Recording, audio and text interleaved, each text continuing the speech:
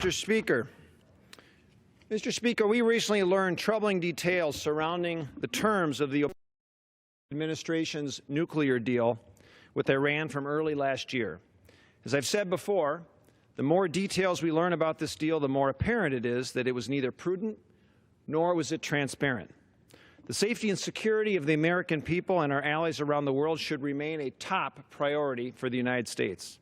But we're learning, according to reports, as part of the prisoner swap with Iran in 2016, the Obama administration released 7 prisoners and dropped charges and international arrest warrants of 14 fugitives, many of whom had been directly involved in supplying Iran with U.S.-built equipment or sensitive information that could be used for military systems, primarily Iran's nuclear program.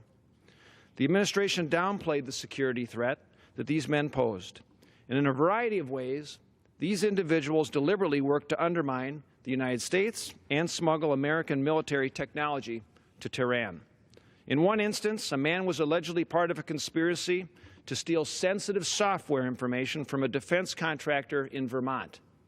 Another one of the men was in the middle of serving an 8-year prison sentence on charges related to a separate conspiracy to provide satellite technology and hardware to Iran.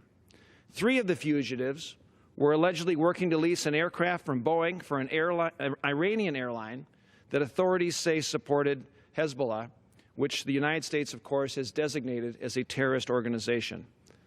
And the list goes on, as these are just a few of the cases. All of this poses a serious threat to our national security, as sensitive military information and technology could be used to bolster Iran's weapons programs. As you may recall, this comes after we learned last fall that, as a part of the deal, the United States paid $400 million that was contingent on Iran 4 American hostages. This broke from long-standing United States policy to not pay ransoms to rogue nations because it encourages bad actors like Iran to take more hostages.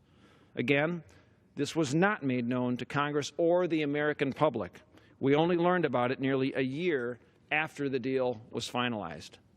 What makes this most concerning, or more disconcerting, is the Obama administration's lack of transparency on the backgrounds of these prisoners. These are not merely civilians or businessmen, as the President and his officials referred to them as on multiple occasions. The administration left the impression that these individuals were nothing more than violators of sanctions and not as dangerous as they truly were. But each of these men pose very real threats that the administration hid from the American people. And this isn't a partisan talking point, Mr. Speaker. Even President Obama's own Justice Department had accused many of these men of being involved in terrorist activities. I support diplomatic efforts with Iran, and I'm hopeful that we can continue to engage in diplomacy and secure a good deal at some point. But this latest news continues to exemplify why both Republicans and Democrats could not and did not support this deal.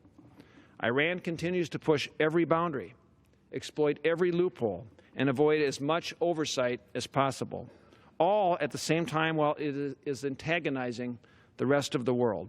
It continues to reap the benefits of this deal at the expense of our national security and that of our allies, such as Israel. We continue to learn something new and bad about this deal that wasn't shared with Congress or the public.